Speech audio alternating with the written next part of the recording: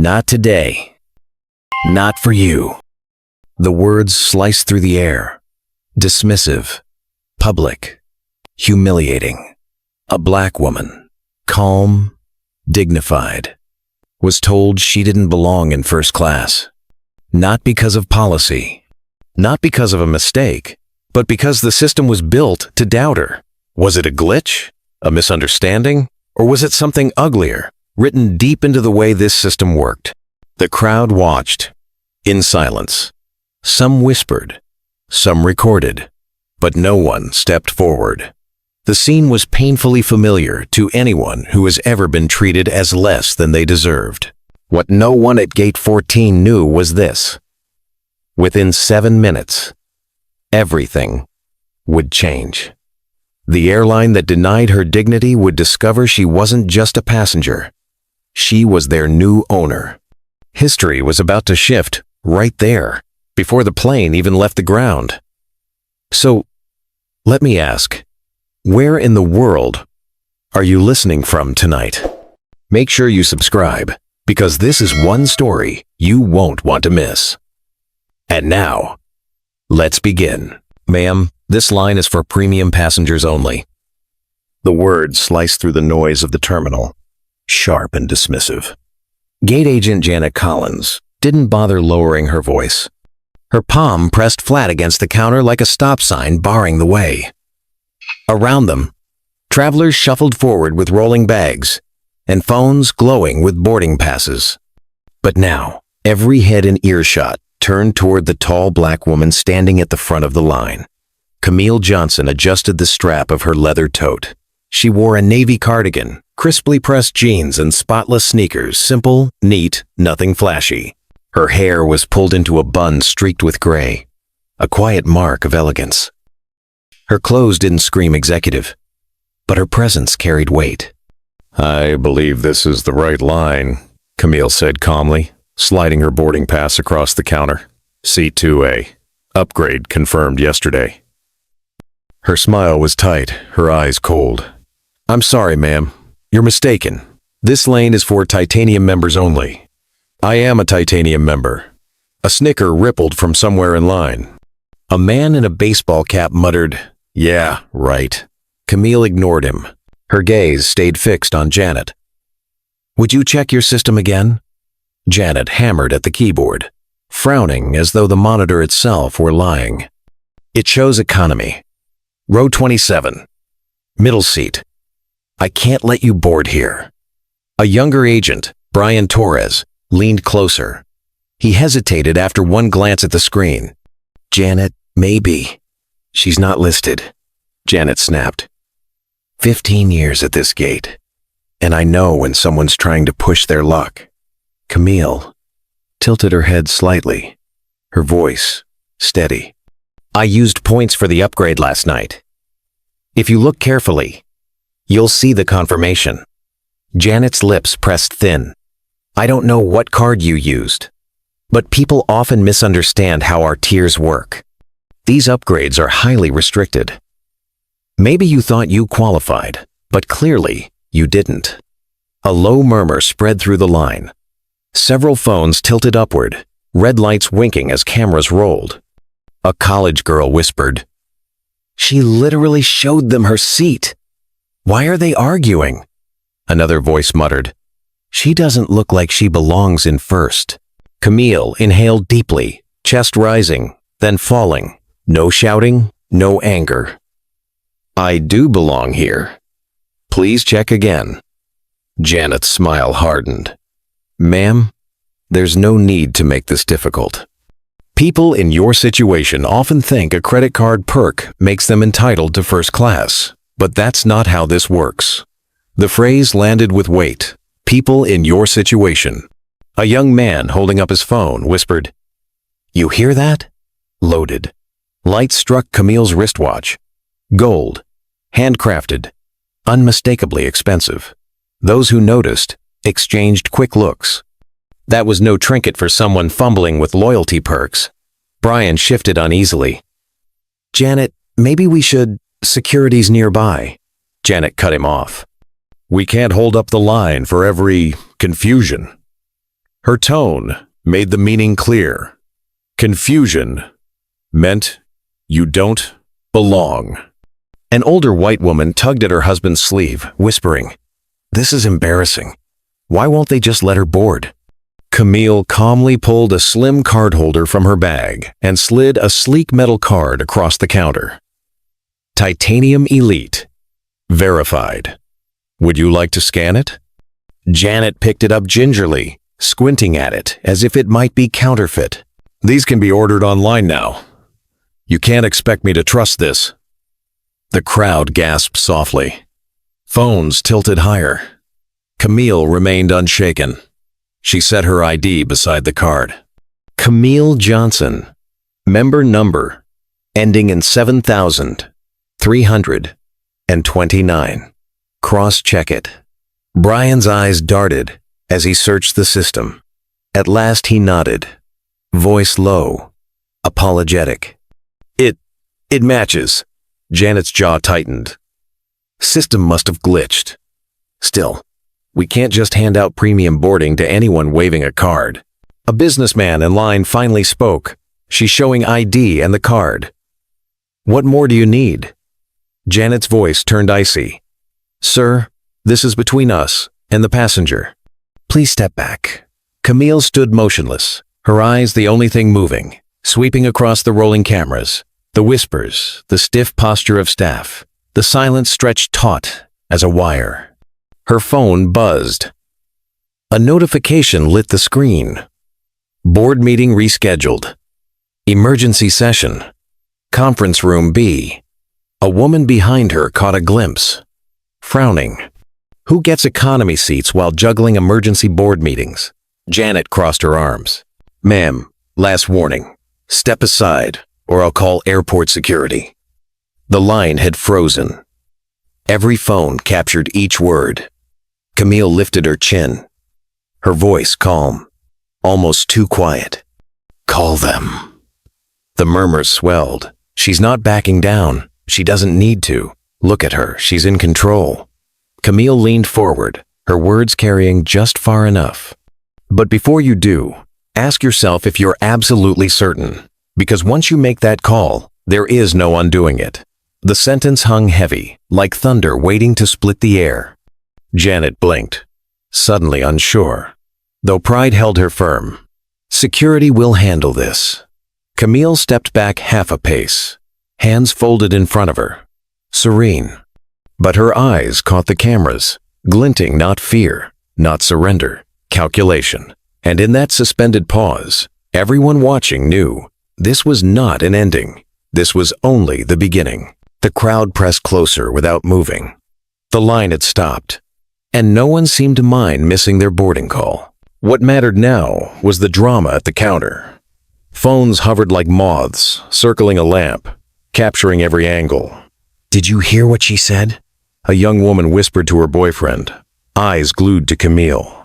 Once you make this call, there's no undoing it. Yeah, he muttered back. That didn't sound like a threat. That sounded like a warning. Camille stood serene, her hands folded neatly at her waist. The stillness unsettled people. An accused passenger should have looked nervous, flustered, maybe on the verge of tears. But Camille Johnson looked as if she had all the time in the world. Janet Collins tapped her radio, words clipped as if to convince herself. Security requested at gate 14. Passenger refusing to comply. A ripple went through the onlookers. Some raised eyebrows. Others exchanged glances. She doesn't look like the kind who refuses to comply. Behind them, a teenage girl muttered into her phone.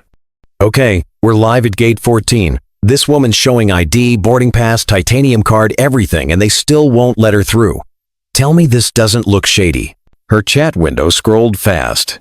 Classic discrimination. They don't believe her because of how she looks. Stay strong, Queen.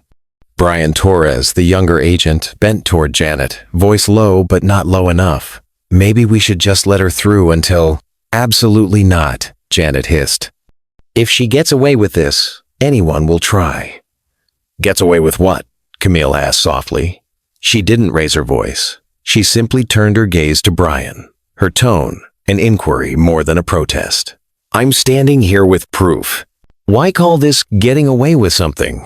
Brian's Adam's apple bobbed. "Ma'am, He broke off as two security officers appeared.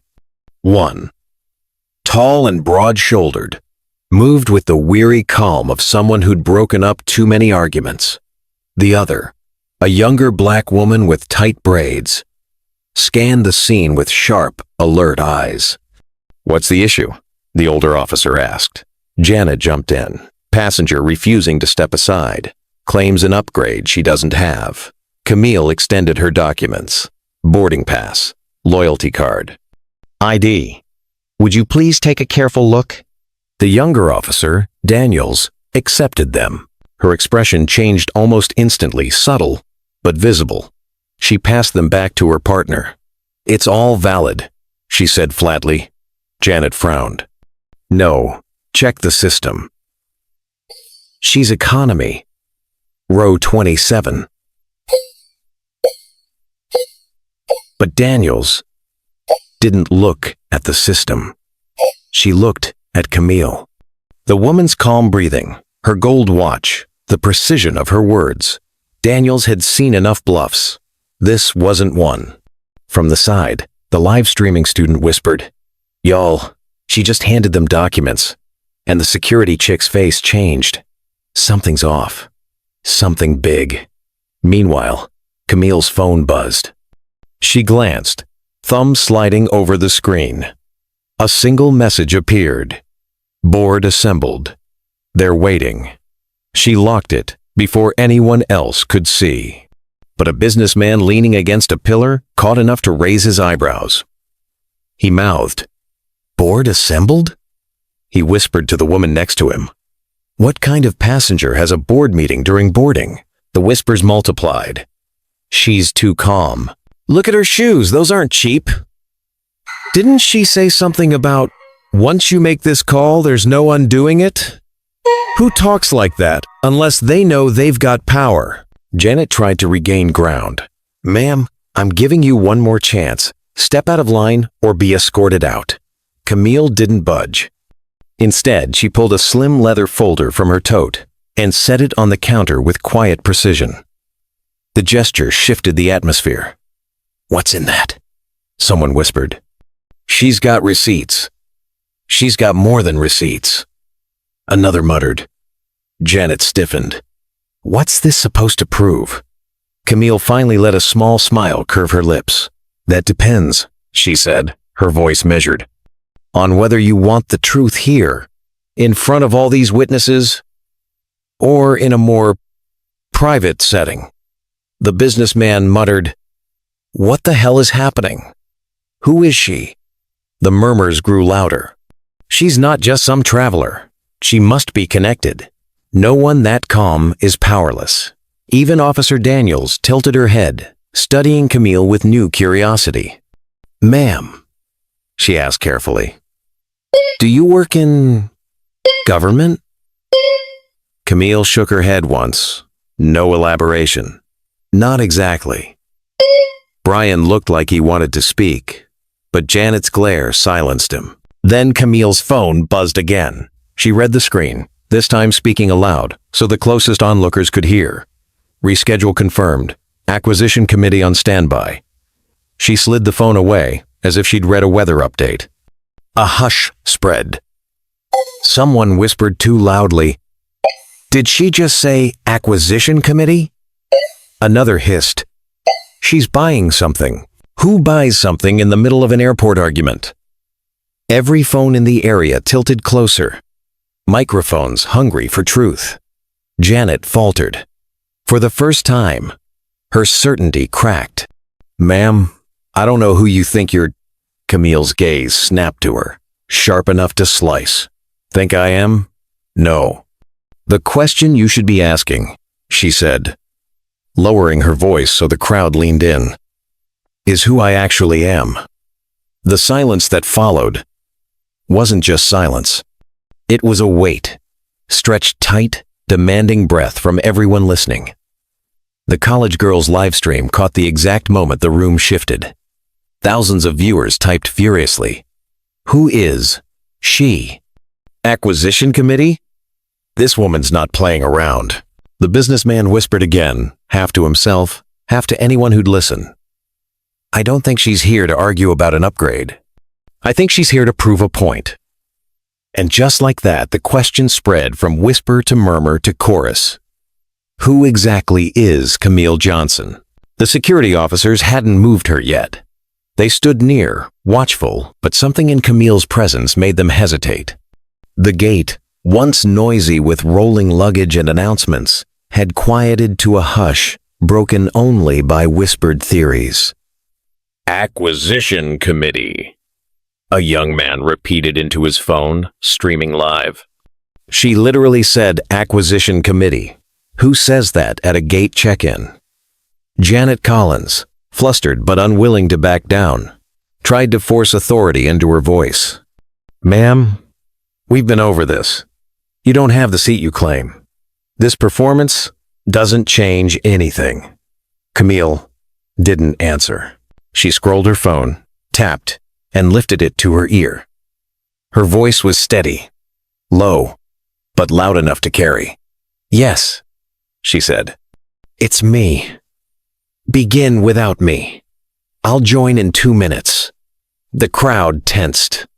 Begin without me. That wasn't small talk. It was the language of someone expected, someone needed. Camille listened, then added, have the documents projected on screen. I want the committee to see every line. No, don't wait. I'll take over once I connect. Janet laughed sharply. Oh, please. A board meeting from a boarding gate? Camille lowered the phone long enough to meet her eyes. No, I don't expect you to believe anything. I expect you to watch. She tapped again. The phone's glow brightened, tinny voices spilling into the air. A man's voice came through, crisp, professional. Madam Chair, the acquisition details are uploaded. Waiting on your directive. The gate fell silent. Madam Chair echoed like a slap. Phones swung upward. Online viewers flooded the chat. Madam Chair, she's literally running a meeting. Who is this woman? Camille's voice stayed calm. Online viewers. As it beat. I'll review the clause revisions as soon as I'm seated. Hold for my instructions. Then she ended the call. The effect was electric. Officer Daniels blinked. Did I just hear them call you? Yes, Camille said, sliding her phone into her tote. No elaboration. Brian Torres shifted on his feet, pale now, caught between duty and realization. Janet, maybe. No, Janet snapped, brittle. It's a trick. People fake calls all the time. But the crowd wasn't convinced. Those voices hadn't sounded staged. They'd sounded corporate, powerful. A woman in line whispered. She said, Madam Chair. I swear. You're not wrong, her husband murmured. And if that's true, then... He stopped short. Janet's cheeks burned. Enough. I'll have you escorted out before you embarrass yourself further. She reached for her radio. But Camille raised a hand. Not quickly. Not dramatically. Just enough to still the air. Be careful, Miss Collins. Every word, every action is being recorded. And not just here. Not just on these phones. Janet froze. What's that supposed to mean? Camille leaned closer, voice quiet but carrying. It means the people you answer to are already watching. Gasps rippled through the passengers. The businessman finally stepped from his pillar, his voice rough. She's not bluffing. No one bluffs like that. The live streaming student whispered, Chat, this isn't about a seat. She's exposing them.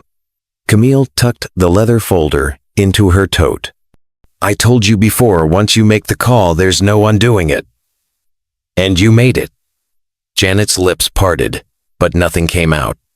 She looked at Brian, but his eyes were on the floor. Camille straightened. Now, you can either step aside or wait for your supervisor to explain what happens next. Right on cue, a voice boomed from behind. What's going on here? A woman in a navy blazer strode forward. The badge read, Teresa Morgan, Regional Manager. She surveyed the scene, the stalled line, the phones. She frowned at Janet. Why is boarding stalled? Janet jumped in. Passenger claiming a fraudulent upgrade. Refused to step aside. Teresa turned to Camille. Her gaze swept once, lingering on the watch, the tote, the composure. Name? Camille handed over her ID. Boarding pass, loyalty card. No hesitation. Teresa scanned them. Then her radio crackled. She listened, stiffened, and slowly lifted her eyes to Camille. Your. She stopped, then more carefully. Ma'am, may I speak with you privately? The crowd buzzed. Janet looked bewildered. What? Why? Teresa ignored her, her tone now respectful, even deferential. Please, step into the lounge with me. We can resolve this properly. But Camille didn't move. She stayed at the counter, every camera on her. No, we'll resolve it right here, in the open. Murmurs swelled. A passenger whispered. She refused a private meeting. She wants everyone to see this. Janet's voice rose, shrill. Teresa, don't let her play you. She's quiet, Teresa said sharply. Then, softer. Please, this isn't the place. Camille's phone buzzed again. She pulled it out, glanced, and read aloud. Acquisition confirmed. Contract signed. Fleet ownership pending announcement. She slid it back into her tote. The words hit like a bomb. The gate dissolved into chaos. Gasps, shouts, phones surging to catch her face. Online comments exploded. She bought something. Fleet ownership? Did she just say fleet? Janet staggered back, pale. Fleet? What fleet? Camille looked at her, eyes calm, almost kind. The fleet you thought I didn't belong on. And just like that, the ground shifted. The woman everyone assumed was out of place had rewritten the map. The air in Gate 14 was thick now, charged like a storm before lightning breaks. People weren't even pretending to check their watches anymore. The flight could wait. Nobody wanted to miss what came next. Teresa Morgan, the regional manager, kept her composure, but her voice had lost the edge of authority. Ma'am, she said carefully, let's move this to the lounge. We don't want to. Camille Johnson cut her off without raising her tone. You don't want this public. But that's not my concern anymore. Transparency is. Her calmness was unnerving. Every word landed with the weight of inevitability. Phones tilted closer. Janet Collins, still reeling, barked out. This is ridiculous! He's making things up! A fleet ownership? Contract signed? Spies airplanes at a gate check-in! Camille turned slightly toward her, not unkind, but precise, like a surgeon correcting a mistake. Not airplanes, Miss Collins. Airlines. Entire airlines. The whisper rippled outward like a wave. Airlines. The word sucked the oxygen out of the terminal. Teresa's phone buzzed in her hand. She glanced at it, her face draining. Then, stiffly, she raised her eyes to Camille. Headquarters wants confirmation that you're here. Camille nodded once. Tell them I am. And tell them I expect accuracy. In the next 60 seconds. No more delays. It was the way she said it. Not a request. Not a plea. A directive. Brian Torres swallowed hard.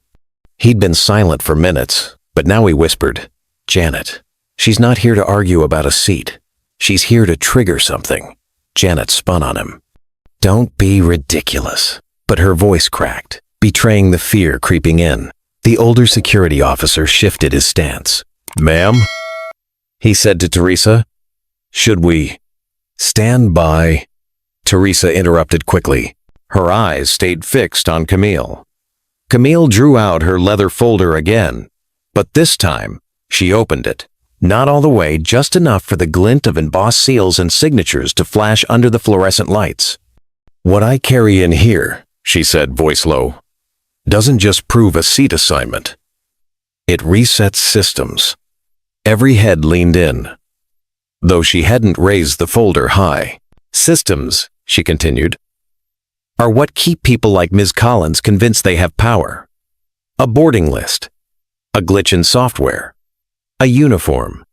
But those are fragile things, replaceable.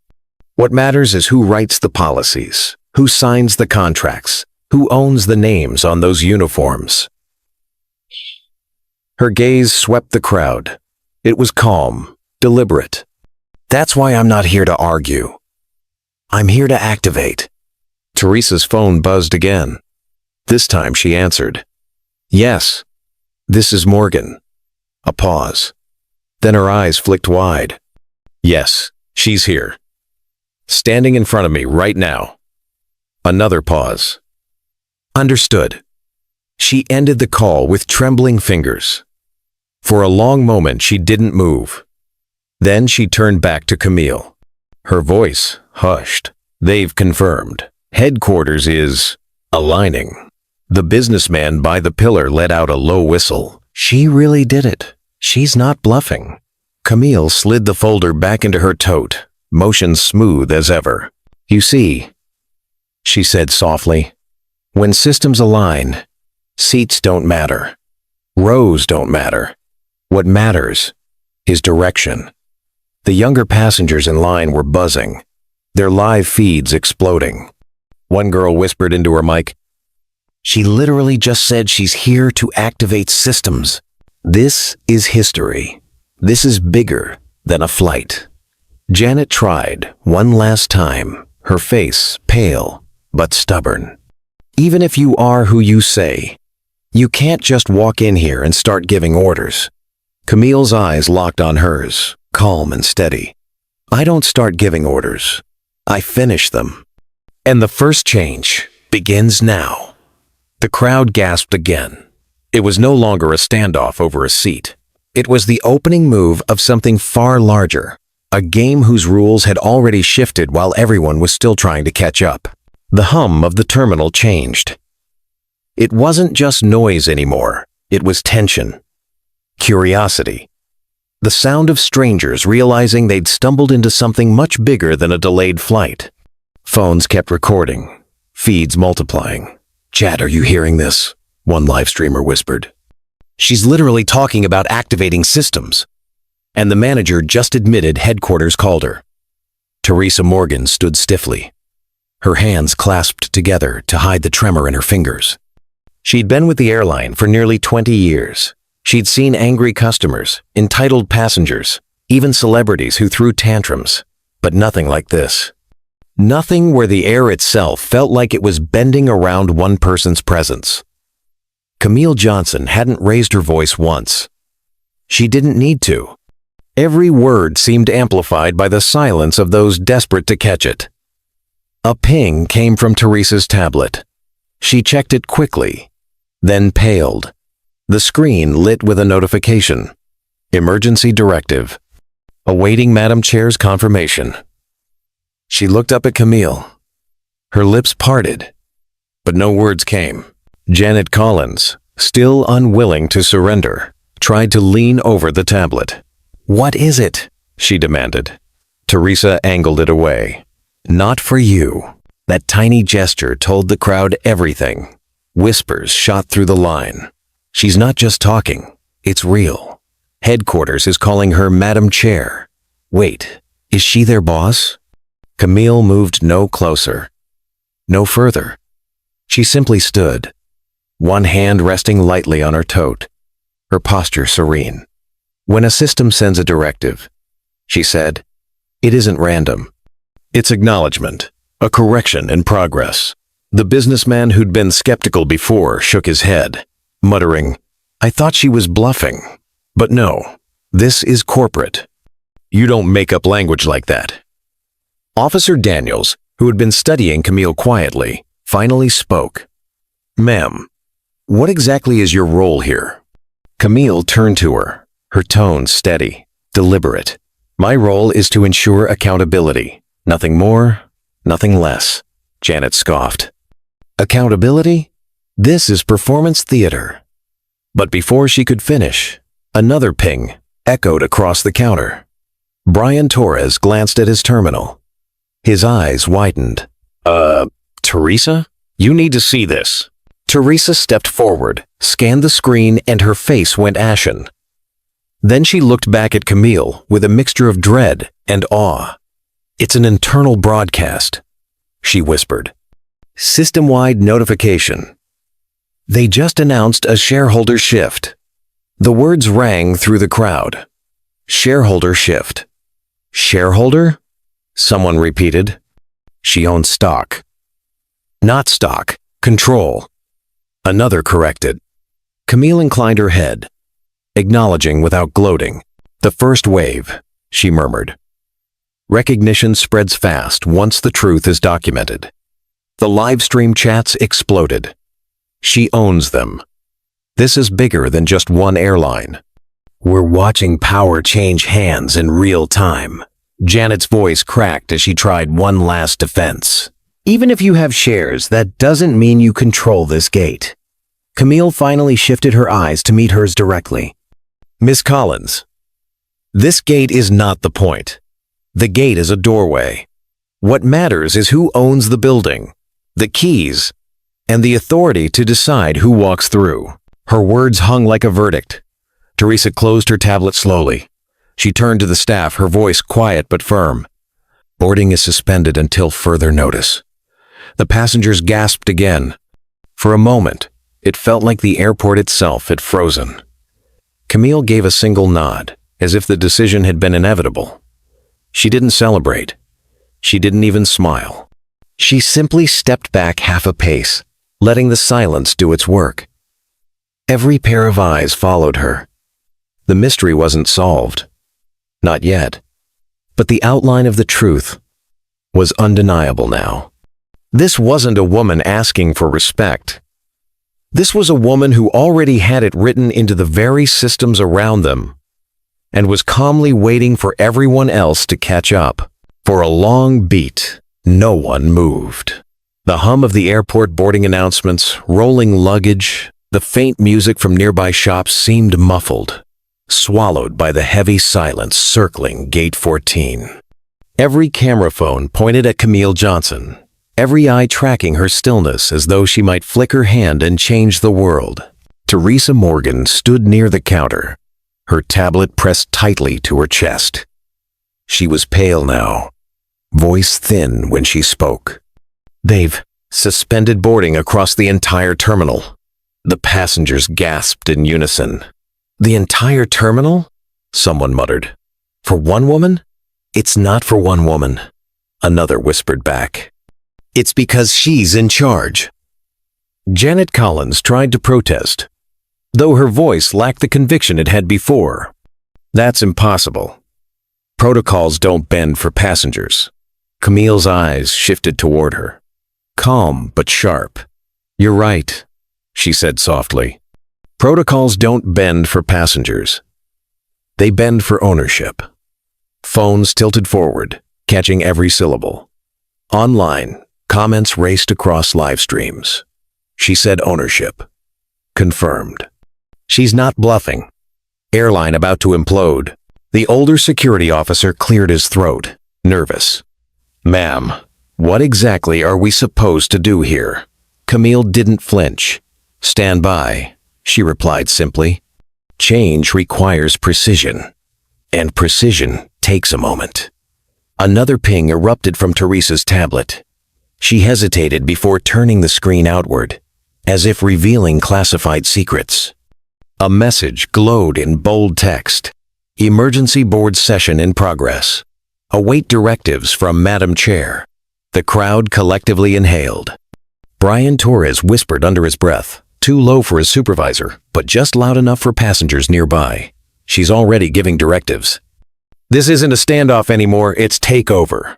Janet sputtered. This is absurd. She can't just... Camille lifted a hand, not in anger, not even in dismissal, but in quiet finality. The gesture alone silenced her. I told you before, Camille said, her voice measured, deliberate.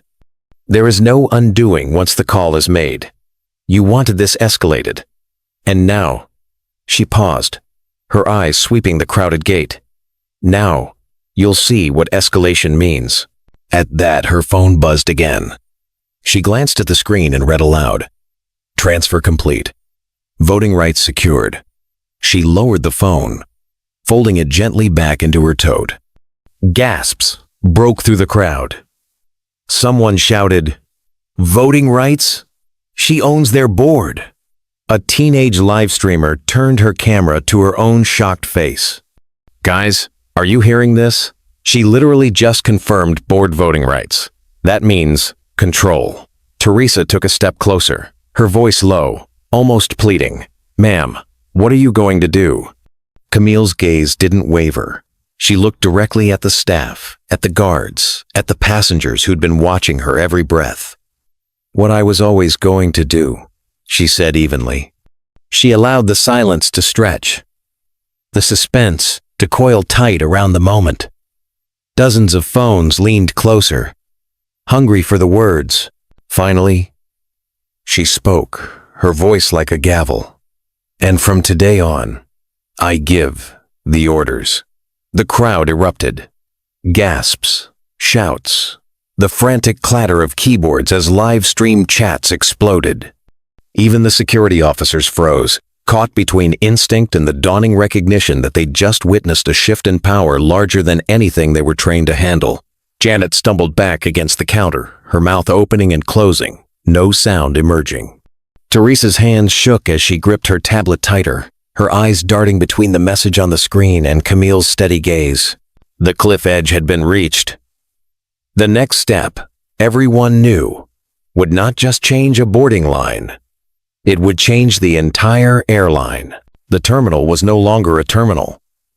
It was a theater. And Camille Johnson stood at center stage. The audience wasn't just the 100 passengers pressed shoulder to shoulder at gate 14. It was thousands watching on live streams, hearts pounding, as if they too were standing under those fluorescent lights, waiting for the reveal. Teresa Morgan's tablet buzzed again. She looked down, and her lips parted. The header flashing across the screen read, Atlantic Horizons Airlines ownership update filed. Majority stakeholder, Camille A. Johnson. Her throat worked, but no sound came. She turned the tablet for the nearest security officer to see. His brows shot up. Then he looked at Camille as though seeing her for the first time. Camille took the silence and filled it, not with shouting, not with performance, but with quiet clarity. She unlatched her leather folder and drew out a single document, holding it carefully between her fingers. The embossed seal gleamed, unmistakably authentic. This, she said, her voice steady, is the clause you've all been working under without knowing it. The ownership clause, buried in the contracts, forgotten by most. But it gives me authority that cannot be contested by a gate agent, a supervisor, or even a captain. She stepped forward, placing the document flat on the counter. Her movements were slow, deliberate, like a teacher setting down a lesson. Janet Collins stared at the paper, as if it might catch fire. That can't be real. Camille's eyes flicked to her. Everything you've done today, every word, every dismissal, every refusal has been recorded. By me, by them. She gestured to the rows of phones still raised. And now by the airline itself. Headquarters knows exactly what's happening, and they know exactly who I am. Teresa's voice shook as she read aloud, eyes locked on the tablet screen in her hands. Majority shareholder, confirmed. Filed with the SEC, effective immediately. She looked up, stunned. She owns us. A murmur of shock rippled through the crowd. She owns the airline? Not just a shareholder, majority. Did you hear that? She said, majority. Camille tapped the folder, still resting on the counter. 21%, purchased through a shell trust 18 months ago. Another 11% acquired last quarter. And just last week, the final shares consolidated under my name. 43% total. The rest is divided among minor investors. Do the math. Gasps turned into outright exclamations. Even the businessman who had been skeptical earlier raised both hands, whispering in disbelief. She really does own it. She bought the airline. Janet's face was drained of color. She tried to find words, but they tangled in her throat. But you were standing in line like everyone else. Camille interrupted gently. I was standing in line to prove a point. Ownership means nothing if the system treats people without dignity. Today, I wanted to see your system up close. And I did. Officer Daniels exhaled, almost a laugh. You tested them. Camille nodded once, and they failed. Phones tilted closer, live streams filled with commentary. This is the twist of the century. She literally set them up to expose themselves. Black woman's CEO just bought the airline that tried to humiliate her. Camille didn't bask in it. She simply laid her palm flat on the document. For years, I've watched airlines issue apologies without reform, training programs without change, so I decided to stop waiting. I didn't need a seat upgrade today. I needed a stage. And Ms. Collins gave me one. Janet's knees buckled slightly. She leaned against the counter for support, eyes darting between Camille and Teresa as if one of them might pull her out of the nightmare. Camille's gaze softened, but her words were precise. You thought you were protecting the brand. What you've done is expose it. And now, as majority owner, I will correct it. Teresa lowered her tablet, her voice reverent. What are your instructions, Madam Johnson? The terminal erupted again, passengers gasping, whispering, some even clapping. Camille let the noise wash over her. Then she answered, calm and sharp as glass. First, acknowledge what just happened. Then, prepare the reset. This airline is about to operate under new orders. Phones caught every word, every gesture. The image of Camille Johnson standing at that gate, poised, unshaken, documents in hand, would be replayed across social media, news channels, and boardrooms for years. And though no plane had lifted off the ground, everyone in that terminal knew they had just witnessed a takeoff of another kind. For a moment, the terminal felt suspended in air, like an aircraft hanging just before touchdown. Passengers stared at Camille Johnson, and even the security guards seemed rooted in place, unsure whether to step forward or salute. Teresa Morgan broke the silence first. She clutched her tablet, her voice trembling. Madam Johnson, what are your directives? Camille glanced around. The rows of phones, the hushed crowd, the hum of live stream notifications flooding the air. All of it was part of her stage now. She straightened, calm and unhurried, as if the entire situation had unfolded exactly to plan. My first directive, she said, is immediate removal of personnel who violated policy and dignity at this gate. Her eyes slid to Janet Collins. That means you. The words struck like a hammer. Janet blinked, color draining from her face. You can't fire me here. Not like this. Camille tilted her head, serene. Not only can I just did. Effective immediately. Teresa's tablet chimed at once. A system-wide notification glowed. Employee status update. Collins. Janet. Terminated. With cause.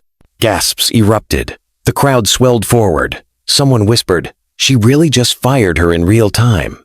Janet's knees gave out, and she grabbed the counter for balance. You can't. But her protest was drowned by the flood of notifications pinging across staff devices. Officer Daniels glanced at her own phone, reading aloud, almost stunned.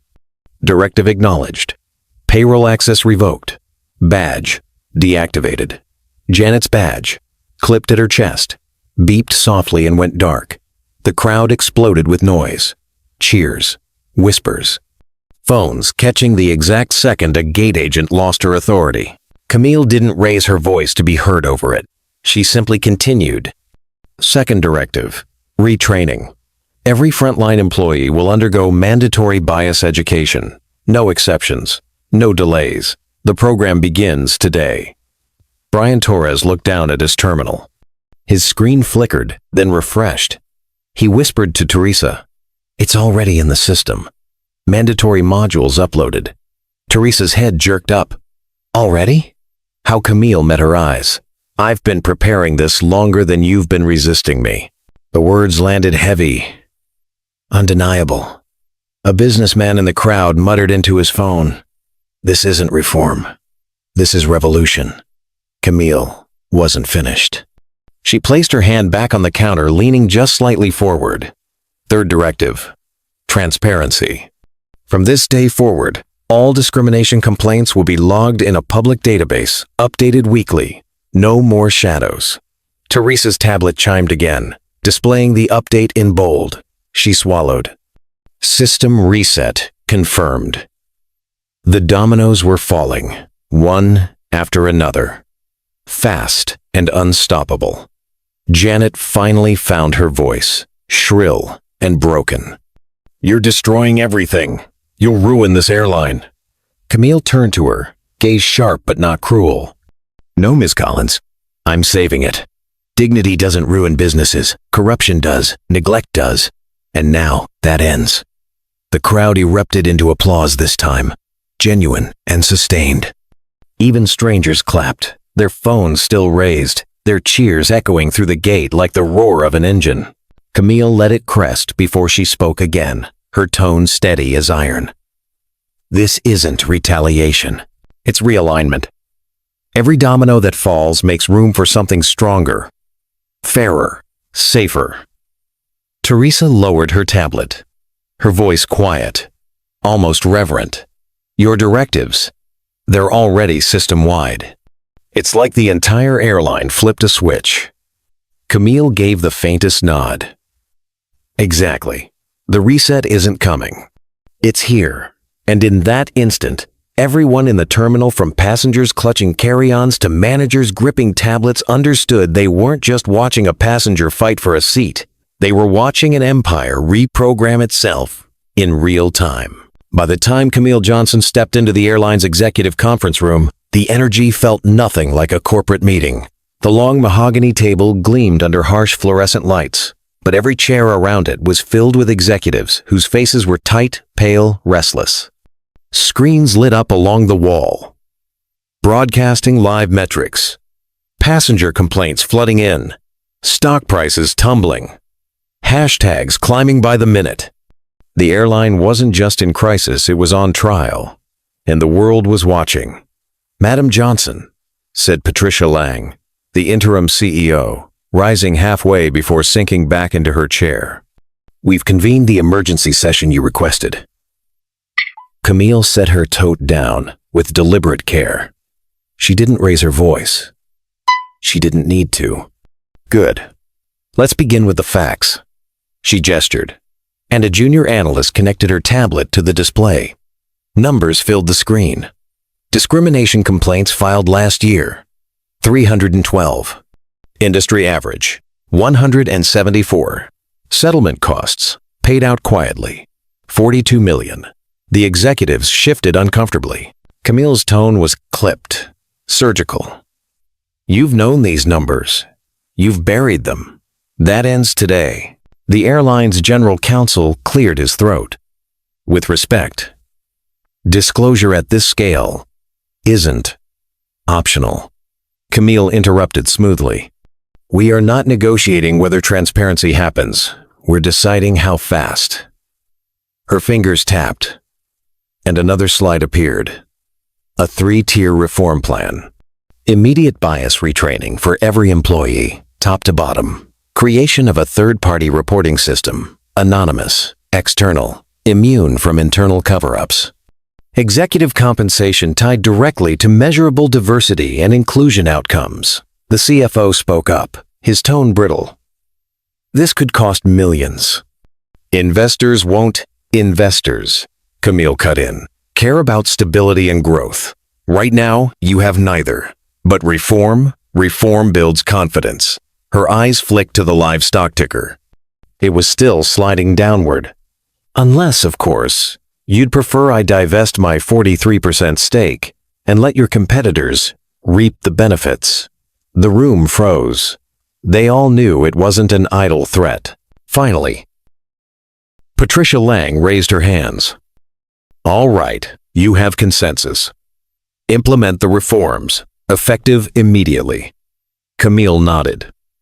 Her face unreadable. Document it. Publicly. Before the market closes. The secretary scrambled to draft a press release, hands shaking as she typed. Camille stood, gathering her folder. This is not charity. This is survival. You ignored the warnings, so I've written them into your future. Now prove you can execute.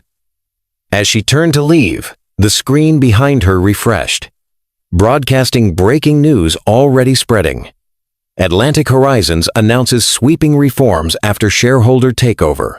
Immediate training, transparency measures, executive accountability. The chatter outside the boardroom was already buzzing, the ripple effect starting. And Camille, calm, deliberate, unstoppable, was the one steering it. By sunrise the next morning, the story had already slipped the walls of the airline and spread across the nation like fire on dry grass. Cable news anchors spoke in clipped, urgent tones. Breaking overnight, a black woman CEO seizes majority control of Atlantic Horizons Airlines after a public confrontation at the gate. Sweeping reforms announced within hours. Clips of the standoff replayed in loops. Camille's calm words. Janet's dismissive tone. Teresa Morgan's tablet glowing with the words, Madam Chair. Viewers leaned forward in disbelief. Was this real? Had they actually watched a woman humiliated at a boarding gate turn around and seize the entire airline? On talk radio, callers flooded the lines. One woman's voice cracked with pride. I'm 72 years old. I've flown my whole life, and I've been treated like I didn't belong. Today I saw someone stand there for all of us. Another caller added, she didn't scream, she didn't beg. She just showed power. That's the part that hit me. Social media pulsed with hashtags echoing Camille's directives. Transparency now. Bias has consequences. Madam Chair. Videos of passengers cheering at Gate 14 spread across timelines. Teenagers who had live-streamed the encounter woke up to millions of views. Other companies took notice. By midweek, 2 rival airlines quietly announced they were reviewing internal policies. A hotel chain declared an independent audit of its complaint system. A rideshare giant promised public reporting of driver misconduct cases. It wasn't just corporate America reacting. Churches, community centers, even classrooms began using the clips as teaching tools. In Atlanta, a women's leadership summit paused its programming to play Camille's final words from the gate. And from today on, I give the orders. The room erupted in applause. For many, it wasn't just about one woman buying an airline. It was about possibility. The idea that injustice caught on camera didn't have to end with shame and silence. It could end with reform, with someone powerful enough to force a reset. Camille, meanwhile, stayed quiet. She didn't grant interviews. She let the reforms speak. Training programs rolled out in real time. The first batch of employee terminations hit headlines. And, true to her word, the discrimination complaint database went public within 48 hours. Reporters called it the fastest corporate turnaround in modern aviation. But passengers called it something else. They called it justice. And justice, they realized, could ripple. Months passed, but the echoes of that day at Gate 14 never faded. Atlantic Horizons Airlines no longer resembled the company it once was. Bias training was no longer a box to check, but a lived practice. Complaint records were public, updated weekly, forcing the airline to stand accountable. Executives' bonuses rose and fell on the strength of inclusion data, but the change wasn't confined to one corporation.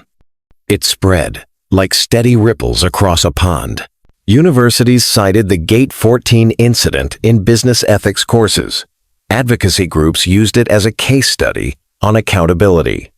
A lawmaker in Washington even introduced the Fair Skies Act, modeled on the reforms Camille Johnson had forced through. For the traveling public, the shift was tangible. Black women in first class shared videos of being greeted by name, with visible respect. Elderly passengers whispered to one another, "They treat us different now. They know we're watching." And through it all, Camille never sought the spotlight. She kept her appearances quiet, her voice measured, her authority steady. To her, it was never about a viral moment. It was about building a foundation that couldn't be undone. At a conference in New Orleans, Camille finally addressed an audience directly. The hall was filled with women of every age, many with silver hair and walking canes, others holding notebooks ready to capture every word. "You've asked me why I did it," she said, her voice warm but firm. "I didn't do it because I wanted revenge.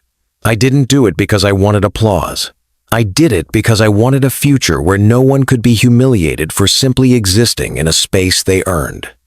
Power means nothing if you don't use it to make the system better for the next person. Applause filled the hall, slow at first, then rolling like thunder. That night, as the crowd filtered out into the city streets, a grandmother in her 70s held her granddaughter's hand. "You saw her," she whispered. "Remember this. Remember what it looks like when dignity stands tall. That's the legacy." The granddaughter nodded, her eyes wide with a kind of belief that changes destinies. And so, the moment at Gate 14 lived on not just as a viral video, not just as a corporate scandal turned reform, but as a reminder etched into memory. A woman who refused to step aside, and in doing so, reset the skies for everyone. Thank you for staying with me until the very end of this story. What happened to Camille Johnson at that airport wasn't just about a denied seat or one bad interaction. It was about dignity.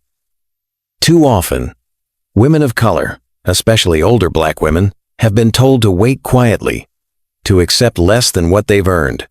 Camille refused to accept that. She didn't raise her voice. She didn't lash out. She let her power speak, and in doing so, she changed an entire system.